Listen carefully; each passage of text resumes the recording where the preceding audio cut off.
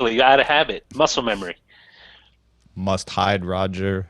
Must will not hide Roger. That's what my parents used to say. Must hide. No one can know of his existence. We only have a daughter. What are you talking about? All right, here we go. Ready? Yep. I was born ready. Daily Tech News Show is brought to you by me. You're welcome. But it's also brought to you by over 4,000 other people who also find some value in it every day. If you listen for the next 30 minutes and get even a little bit of value out of it yourself, consider going to patreon.com and searching for Daily Tech News Show and giving some value back. Now roll that beautiful theme music. This is the Daily Tech News for Friday, February 20th, 2015. I'm Tom Merritt. Ayaz Akhtar was unavoidably detained, probably by Jeff Bacalar. I think the 404 was running long. So we're going to reschedule him. He'll be back. But Roger Chang has valiantly stepped into the breach, or unto the breach. In other words, he's here. And Roger, thank you for doing this. Sure, of course. I love all the shows. I'm always there. You're just full of love, Roger. That's what I always think about when I think of Roger Chang. No, it's Len Peralta is here as well to illustrate our main discussion topic about mobile payments. I apologize, Len. Oh no, don't apologize at all. I think I've come up with a pretty good gag. I just hope that this gag has not been used before. All right, I can't wait to see it. You top yourself every week somehow. I don't know how you do it. That's because I'm great. That must be it's the only logical explanation. Roger's full of love, Len is great, and these are the headlines. They're also full of love and great. Ars Technica reports that an update to Windows Defender includes a new signature that detects and removes Lenovo's Superfish software and the certificate along with it from affected Lenovo computers. Defender does not appear to clean Firefox or Thunderbird, though, which users will have to do manually. Ars has instructions at arstechnica.com. Lenovo users should make sure Windows Defender is running to take advantage of the update, as sometimes pre-installed antivirus will stop Windows Defender from running. Reuters reports the U.S. Department of Homeland Security has issued an alert about Superfish through its National Cyber Awareness System. And Lenovo is starting to be really sorry. Lenovo CTO Peter Hortensius told Recode, "We messed up." That's a quote.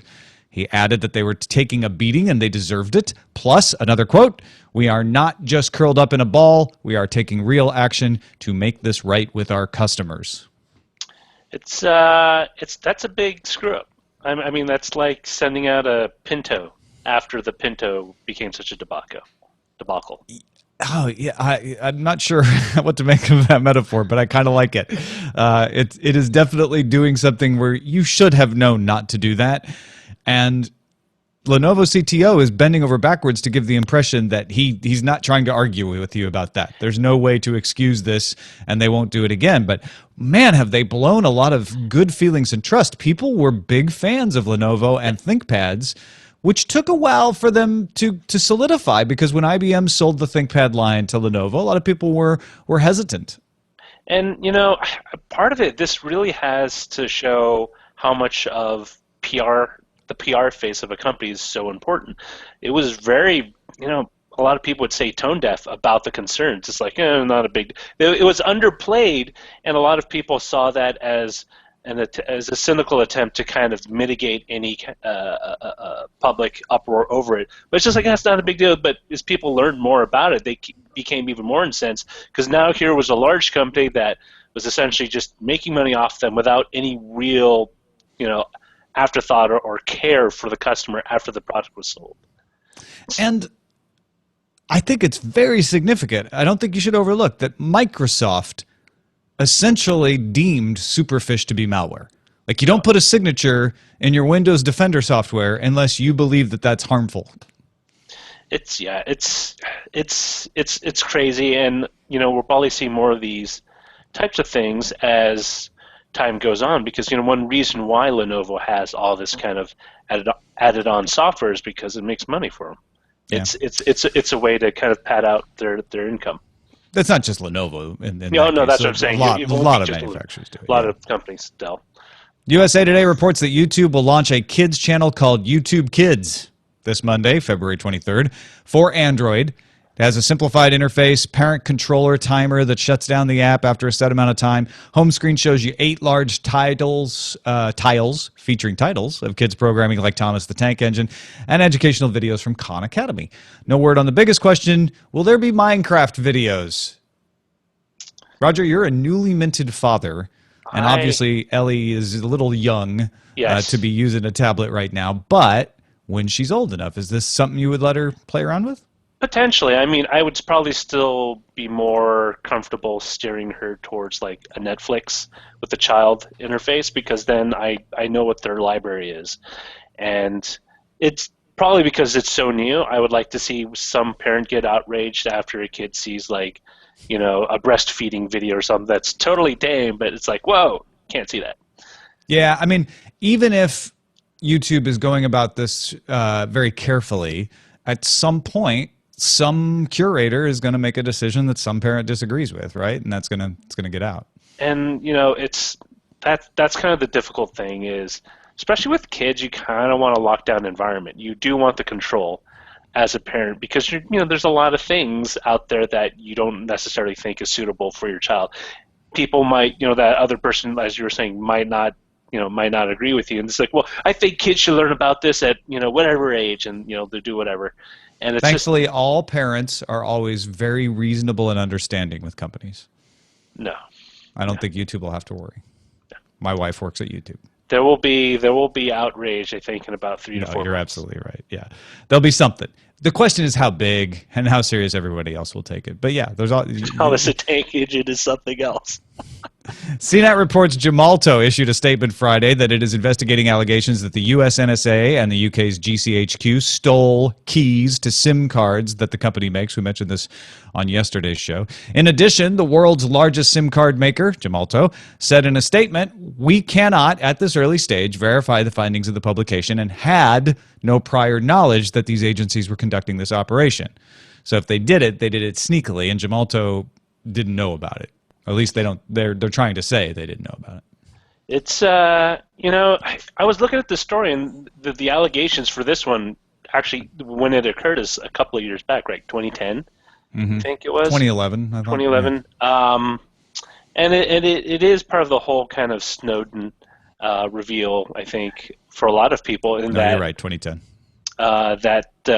You do have these government agencies that are doing, potentially incredibly invasive privacy, invasive things towards people's privacy, especially for the UK because of the whole thing with Murdoch's, not allegations, but court trial of them hacking into phones of celebrities in order to basically eavesdrop in on conversations so they could. You're talking about the Daily Sun, which was owned by Murdoch, right? Yeah. Well, no, actually, Murdoch actually had to go in too, as himself. He went into the trial. He did not go into the voicemails. No, he did not go in the voicemails. That would have been a very odd voicemail.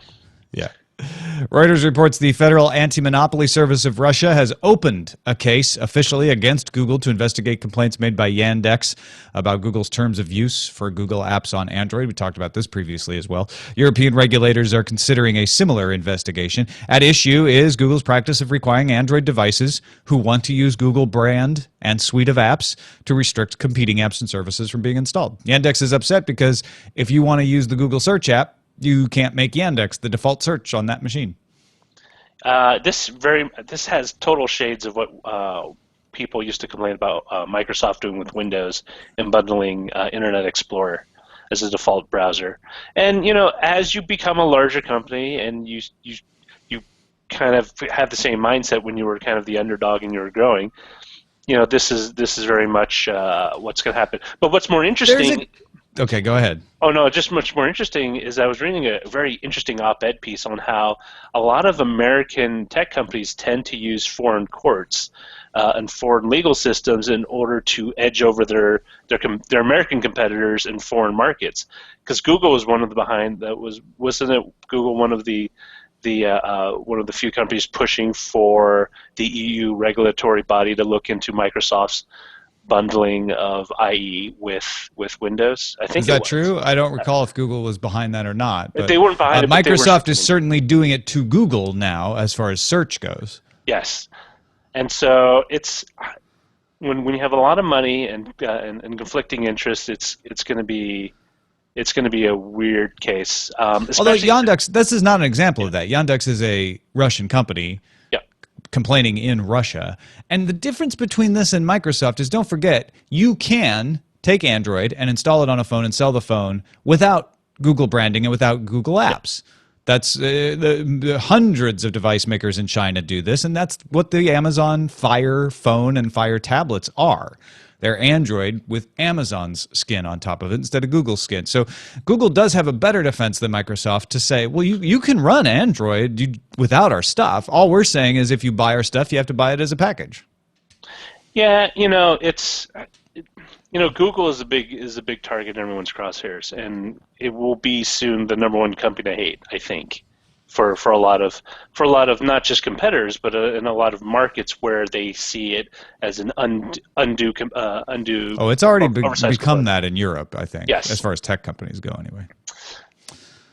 The U.S. Department of Commerce will scale back its role in internet governance, according to TechCrunch columnist Leonard Hyman in an editorial about the future of the U.S.'s role in ICANN. He says the Department of Commerce and the ICANN contract are ending in September. Oversight of ICANN will then completely be handed over to the international community by the end of the year. It's just a reminder piece to keep in mind. ICANN's next planning session happens this June in Buenos Aires, Argentina, and that's when we'll find out more about ICANN's eventual fate. Get ready for this to have as much bluster and FUD around it as the net neutrality debate, because a lot of people misunderstand what is actually going on and what the effects of a change of control could be.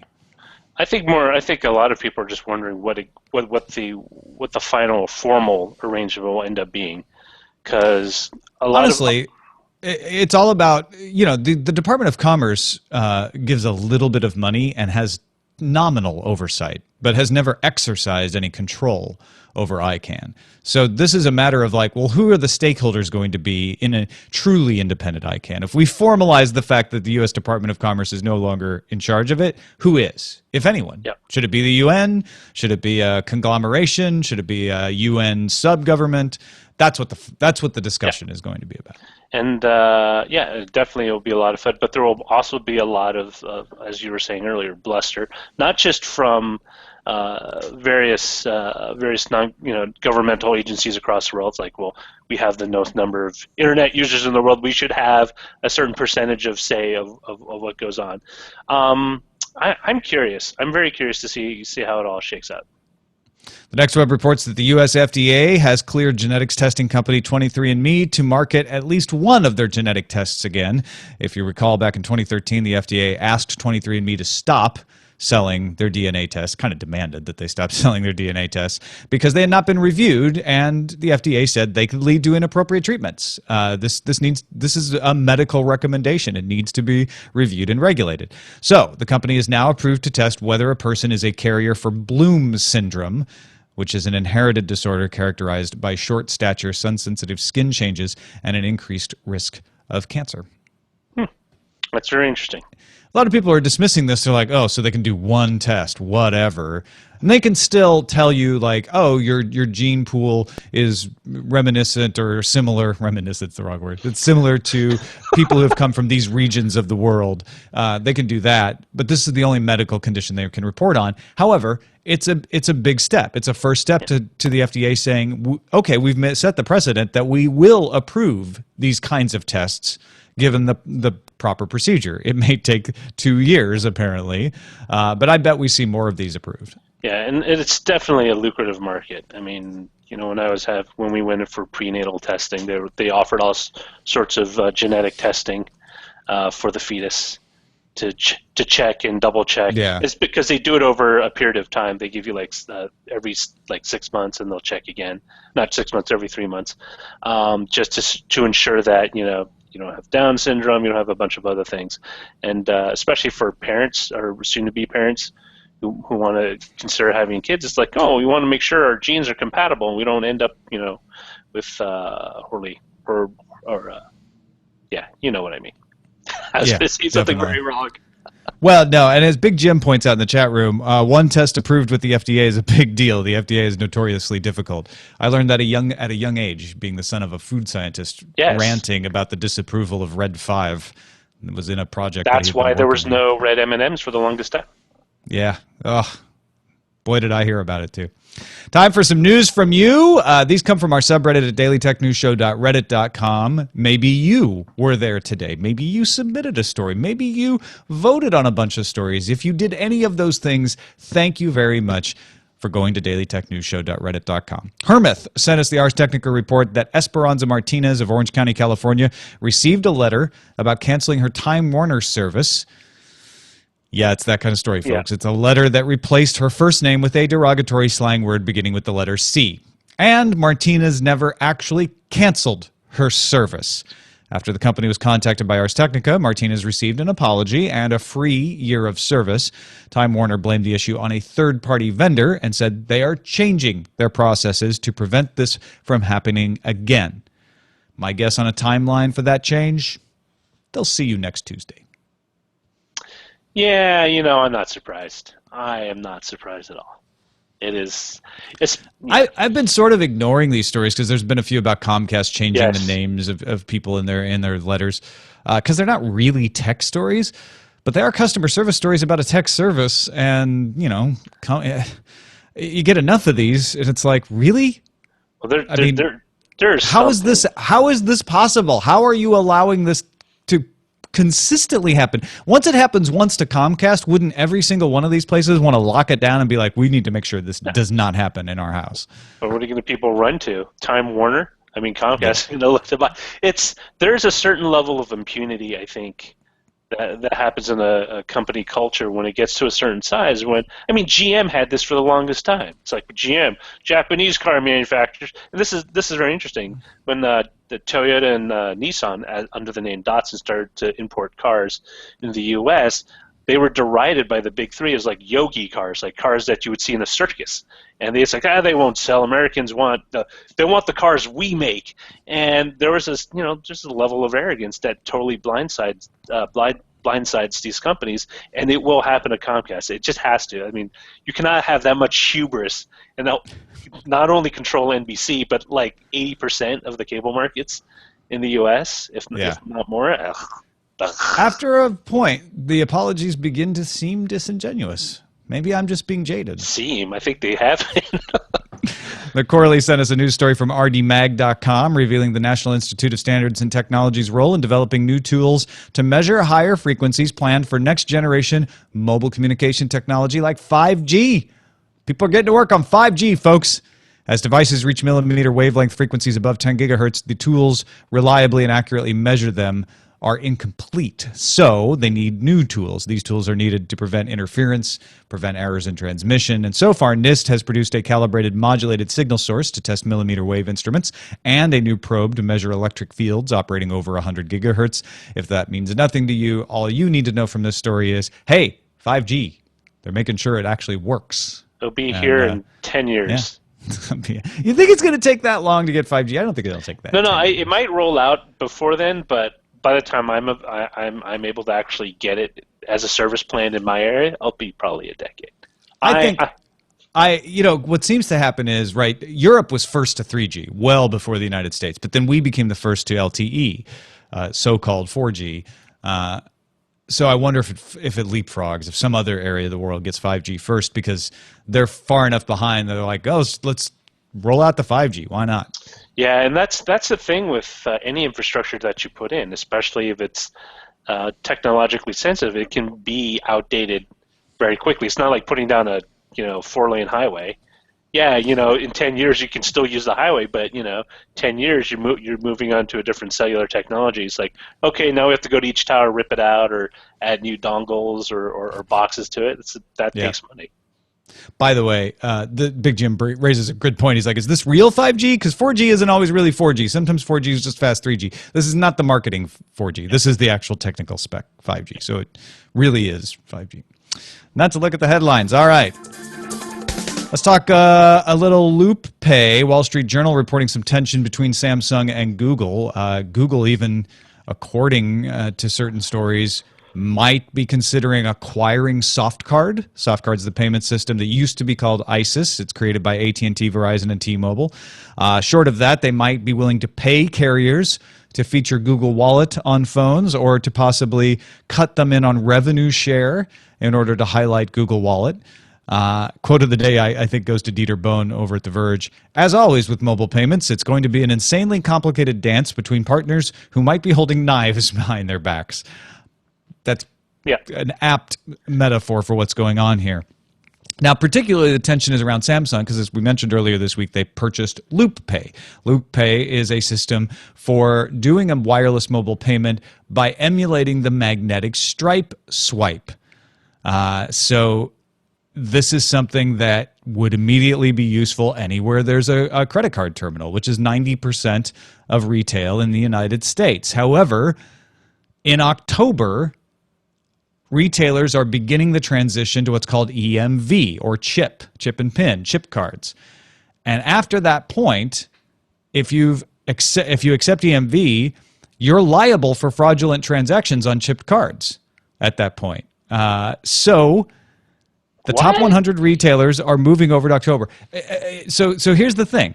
If you're Visa and you issue a chip card and that chip card is fraudulent, Visa is now liable for that.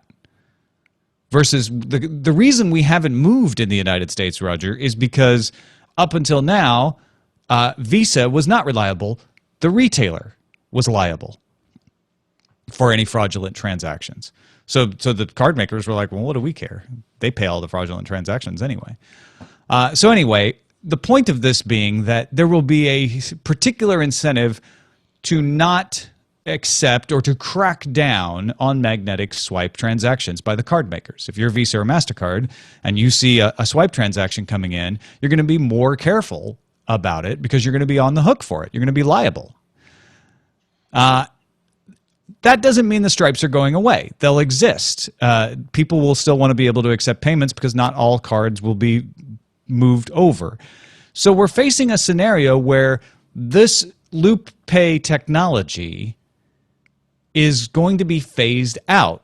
Nobody knows exactly how fast it will be phased out, but the second part of it is that even if it's not phased out, you could have your transaction declined if you use LoopPay because the Visa company or the MasterCard company sees that it's not a chip transaction and goes, we're on the hook for that if it's fraudulent, so we're going to be extra careful and decline it.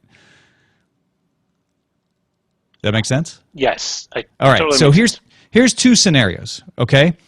And then I want you to tell me how likely you think it is that Samsung is going to come out of this either smelling like roses and winning or regretting this purchase. Scenario one, Samsung integrates LoopPay into phones. I think it would be stupid if Samsung does not integrate LoopPay into its phones, especially the Samsung Galaxy S6. LoopPay then works with almost all terminals up until October, and even after October, it works with a lot of terminals. Maybe occasionally it's denied for not being EMV, but it's still more widespread than Apple Pay or Wallet. And you'll have Google Wallet because it's an Android phone, so you could use that as a backup. And so it coasts for a while. It's like, well, you can use it most of the time. Scenario two, Samsung integrates LoopPay into its phones. It signs deals with major banks for EMV emulation. LoopPay founder Will Graylan has said, we can emulate EMV. We just need the banks to help us out with that, to be able to accept that emulation. Then LoopPay is accepted at almost every terminal from launch and forever. Do you know what the cost would be to the actual, not to Samsung, but to the credit card companies and the banks? Because I would imagine the lower cost, the lower impact scenario to the banks and to the credit card companies would probably make it more attractive to them, and at least in the short term, than having to stump up for a wholesale change, for example, all the terminals and all. Well, they already have to change the terminals. That's a cost they're going to pay whether LoopPay comes along or not. So that's already taken care of. That's the law. In October, the retailers have to have the terminals in place, and the chip cards have to start being issued. That's when the rules changed on the liability that says if you're only using a magnetic swipe card, Visa's on the hook for the liability. it's it might in that case, I would say I would lean towards scenario one. In that case, You don't think that they'll strike the deals with the banks? Here's what. Okay, so tell me why. Okay. Oh no! Well, so like why Samsung won't strike a deal, or the banks won't strike a deal with LoopPay? Yeah.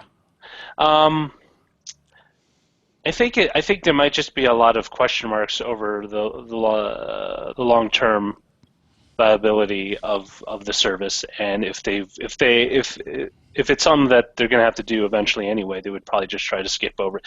The only thing I think would be is that LoopPay is just more readily accepted than the other alternatives currently that are out. That's where I start to think the banks will want to do this, because I do think you're right that the banks will not want to get in bed easily with another partner, especially if that part. I mean, Samsung's got a big install base, so this makes this more attractive. But I think the problems LoopPay has had up until now have been their size, and so the question is, do we think Samsung's big enough? They're big, but they've been declining. Do we really want to ride that boat? On the other hand, they have the pressure of Apple Pay. And the banks do not want to be the next music industry. Nobody does.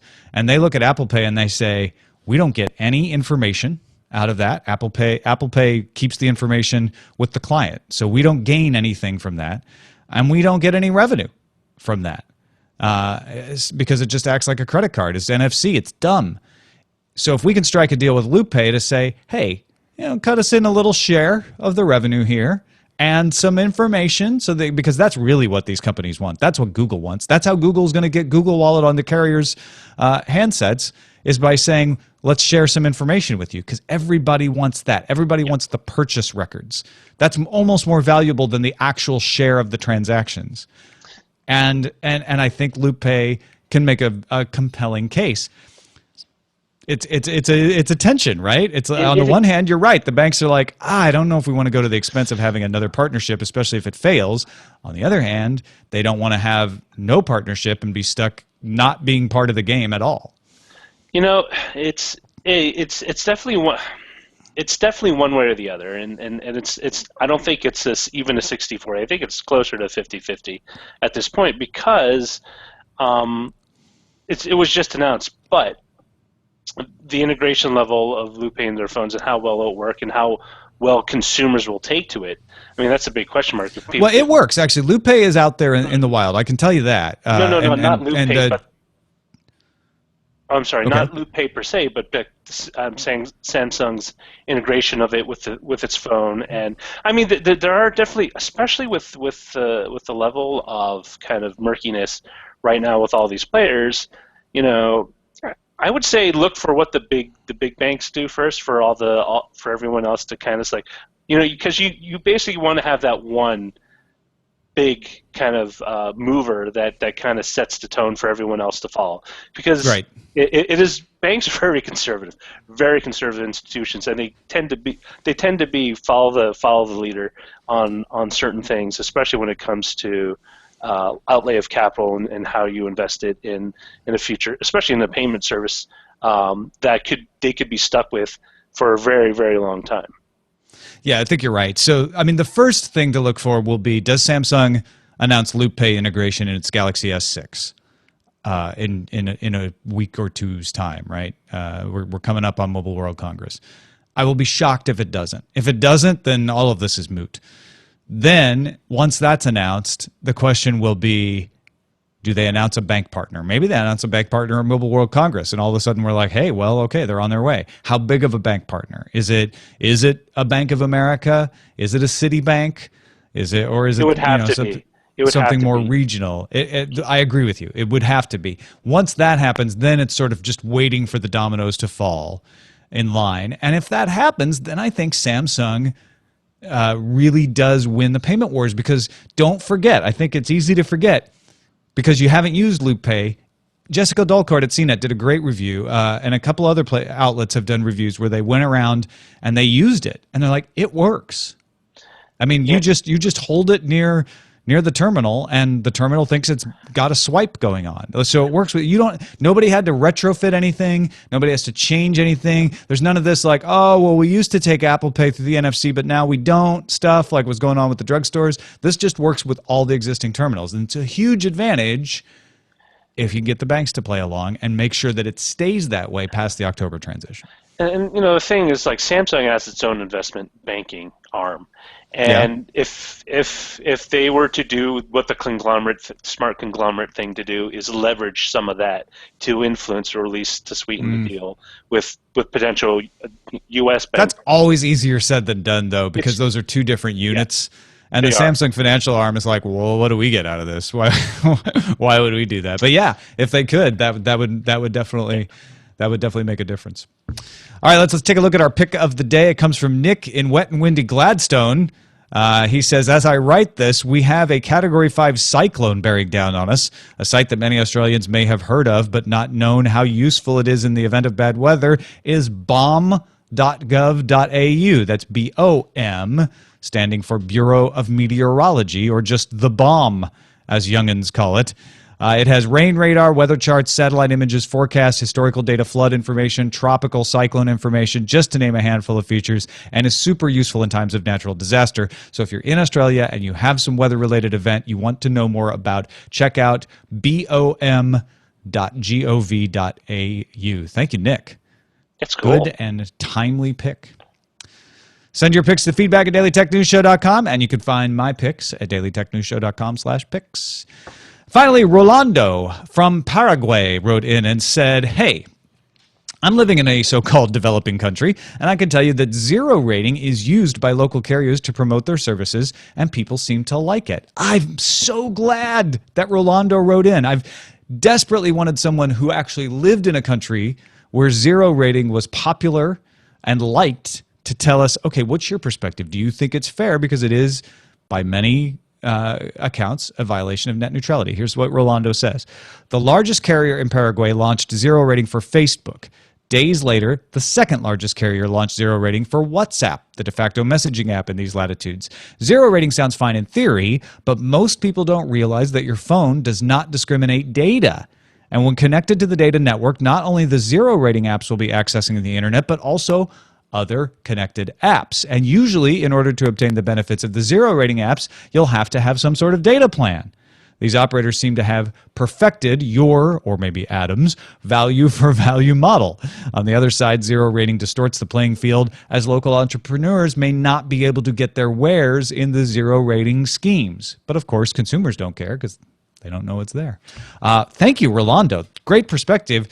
The idea that it might hinder entrepreneurs from getting in has been raised by other people as why they think this isn't a good net neutral policy, 0 rating. But I hadn't even thought of it as sort of tricking people into using apps that aren't 0 rated and using up their data. That's kind of cool. It's very interesting. I've noticed, like, you tend to find a little more innovation in countries that are small enough where you don't have as many conflicting interests that kind of puts a giant foot or kibosh on it, which is great. Awesome. Thank you so much, Rolando, for writing in. All right, and thank you, Roger Chang, for filling in at the last minute. It's very much appreciated. If people don't know, Roger's been helping write some of the headlines on the show and doing some research and helping Jenny and myself out with making the show happen. So we appreciate that too, man. Woohoo! Awesome. I love doing the show. Roger needs a job too, right? I need a full-time job. I've been bouncing around between contract stuff. Follow him on Twitter, twitter.com/JollyRoger, JOLLYROGER. Now, the moment we've all been waiting for. Len Peralta has been diligently attempting to illustrate mobile payments. Len, what have you come up with? Well, like I said at the top of the show, I hope this was a gag that no one's used before. I saw some people a little bit talking about it in the chat room. But, when I hear LoopPay, I hear the Latin pop star LoopPay. And this is what this is. Samsung makes a bold yet confusing move by acquiring Latin pop star LoopPay to handle mobile payments. And there's LoopPay in the image. And She's a bombshell. She is a bombshell, for sure. But that don't forget, you and Roger are down in the corner. Roger is holding a LoopPay shirt saying Samsung, take my heart, just have it. And you, Tom, once again, worked into this week's drawing. LoopPay, love, me, stop, cry. Is Me all stop, you cry, can, LoopPay. all you can say. Honestly, Len, I think you just solved Samsung's problem. I think so too. And you gave me a much better hairstyle than I currently. Oh no, it's. Well, you had to get all dolled up for Lupe. No, well, yeah, of course, you have to. Yeah. So hopefully that's not a joke that's been circulating. I hope I'm the first person to make it. Maybe You're not. the first person I've heard make it. Excellent. Well, that's good. That's all I need to know. So, available right now in my online store, and also remind people if they want to get all these images that I'm doing for a very digitally, and also for a very low price rather than shipping and printing and all that stuff. Go to my Patreon, patreon.com/Len, and back the DTNS lover level, and you'll get every one of these as digital files. And it's And saves can me you pay some with time. LuPay or not? Not yet. Not yet.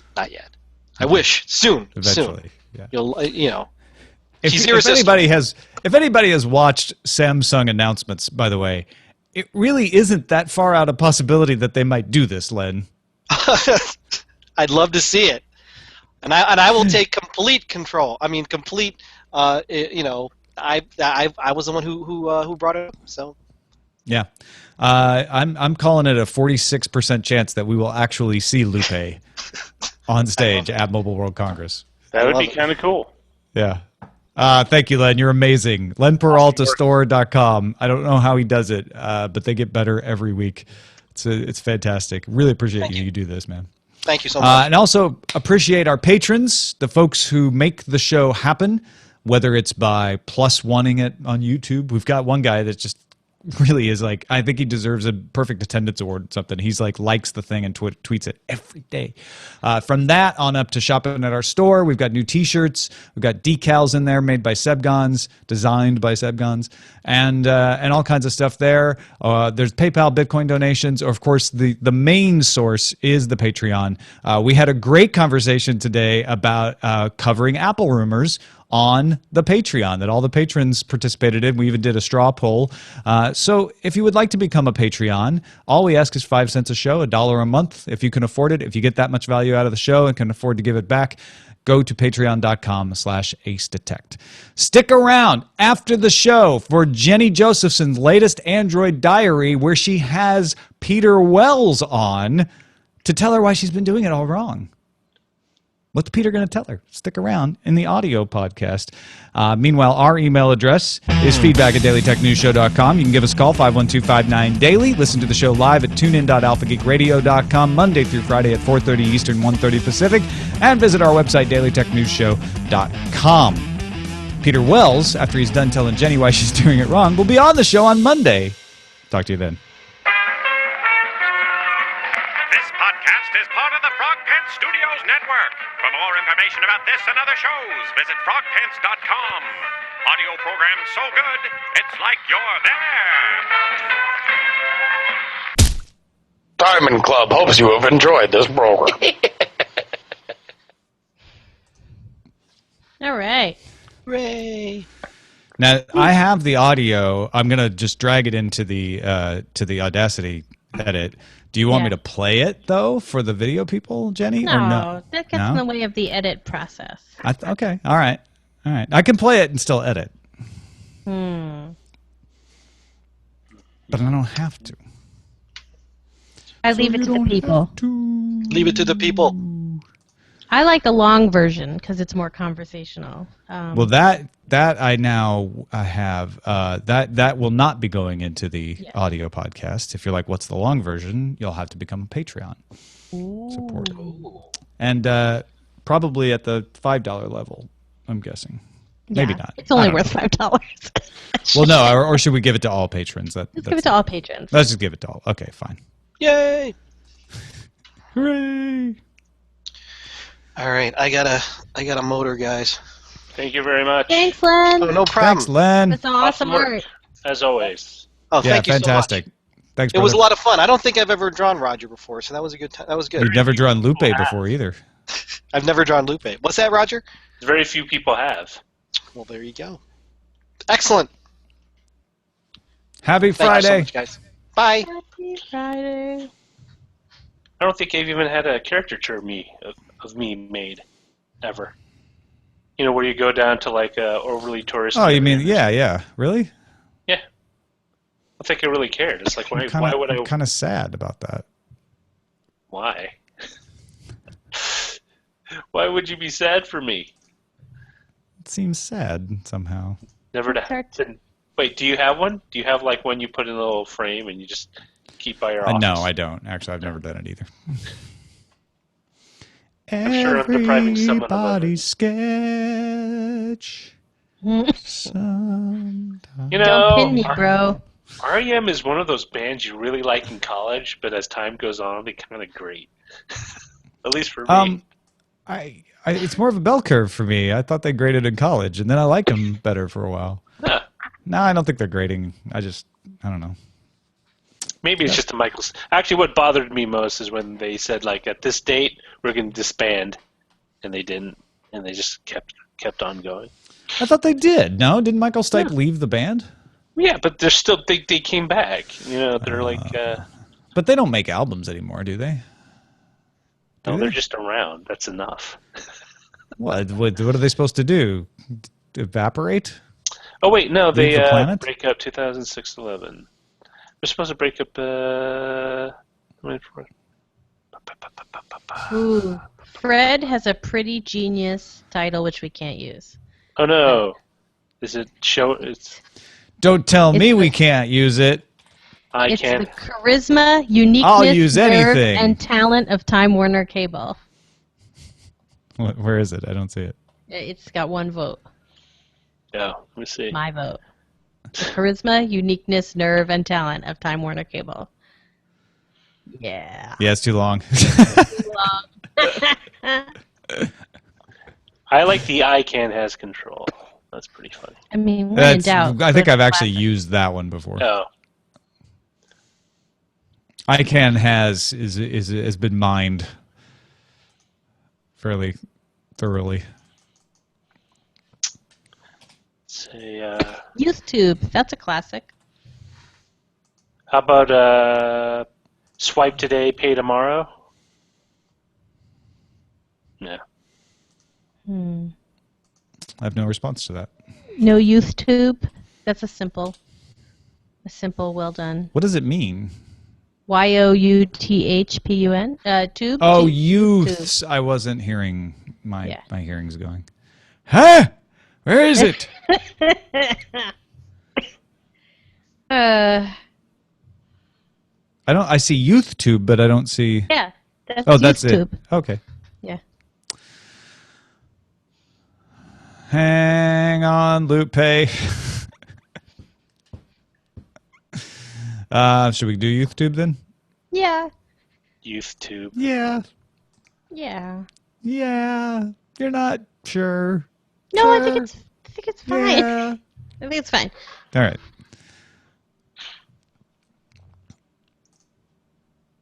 Done. It's been written. I could never unwrite it. Except I Done. totally can if you change your mind. So I didn't do the show notes, so I have to do those. I forgot. Because Katie came in the Jenny. office. Katie. It's all Katie's fault. Katie best at distracting you. Yeah, that's right. You're being discussed. Nothing. Tell Katie best we say hello. All of the Daily Tech News Show verse says hello. Hi. Katie says hi. Hello. We're going to where many of the Oscar-nominated editors are talking, which is going to be really fun. You're going to where?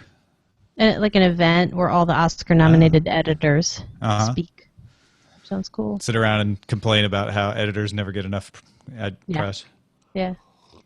Nice mug. Never get enough credit. Oh, this? Oh, this mug? Yeah, nice Yeah. mug. Oh. I don't have any of my stuff in arm's reach. It's all behind me. I have everything in arm's reach. Whole universe of things. Perhaps a battery. Oh, nice. Or maybe So some glove oil. no, that I don't even want to know. For baseball gloves. I Come know. on. I know. Jeez. Would you like some cleaning wipes for screens? See? All you got to do is grab things that are random and people are like, oh my gosh, how did you have that? Now we're all clean. Okay. Are we ready? Are we ready for my totally natural and casually worked in plug of my storytelling podcast? Well, I don't know, Jenny. I guess so. I'm busy totally being casual and relaxed. Well, it's funny. Someone wanted to tell me a story, and then they said, I shouldn't tell it. And I said, you know what? You should tell it anyway.com. That's great. You should turn that into a whole show. I did. Oh, my geez. This week's episode is about fear, which is awesome. Because we interview a guy who's been a stuntman, a stunt coordinator, a guy who served, a man who served also in the U.S. Army for 4 years, and does martial arts. So he had a lot to say about fear. And then I talked to a comedy writer who also has a lot to say about fear. Totally different, but perfectly legitimate kind of fear. Yeah, my friend Jen Spira, who works for The Onion. Cool. And she has a lot to say about fearful writing. So it's actually a good show this week, despite my hesitation to ever call anything I do ever good. But I would say that when you get a stunt man and a writer for The Onion, you did okay in a week. I would like to hear that conversation. It's too bad it's over, Jenny. Oh, but it's funny because you can go find it on tellitanyway.com and subscribe. Tellitanyway.com. What's that? It's a website where you can hear a podcast where people spend 45 minutes telling stories because everybody has lots of time on their hands. But I want it delivered to me on my favorite mobile device and or app. Oh, you can do that too. Just use your favorite podcatcher and subscribe. Go to the subscribe page at tellitanyway.com/subscribe. All I have to do is go to the subscribe page at tellitanyway.com. That sounds easy. And it'll show up in iTunes, all janky and weird, but it'll show up. But it's there. Somewhere. I can't bring myself to do the iTunes thing yet where I go in and officially make it all schmancy, which I believe I need to do for more than one show. So that's my next project. You can't bring yourself. It's against your morals. You know what it is? Here's the thing. Apple, you guys are great, and specifically the guys who do podcasts are actually genuinely terrific people. But whenever I approach that page of specs, where it's like, it must be this size but this size, and this size but this size, but not this size, and it's got to be this thing, it's got to be an EPS, but don't let it be a PNG. I'm like, I'm done. So I have to buckle down and do that. Can you tell me how to get away from alphabet soup? Really? Really, WordPress? You'd do that to me? Your friend?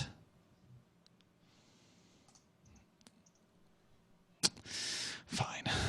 All right. Sorry. Oh, we never talked about, because I was so distracted with setting up the new system the past couple days, how many people on Twitter and email told us that they do, in fact, keep watching and listening to the very bitter end of even the most boring video that we do. Yep, which is why, although I would not ever degrade your actual show with my relentless plugging, I am speaking to all those people now and plugging directly to them because they are gluttons for podcast punishment. You mean tellitanyway.com? Oh, you're so good. See? So good. So subtle. That's the best kind. Ironically subtle. Ironically Roger, do you have subtle, anything man. you'd like to plug? Nah. I mean, my Twitter. But everyone knows that. If you're looking for What's Jolly Roger. Which is weird because supposedly I guess it's used by 5 other people who have similar sounding Twitter accounts. Most of them in foreign countries. Fern. I think a couple of them are in Europe. One's in South Africa and one's in Brazil.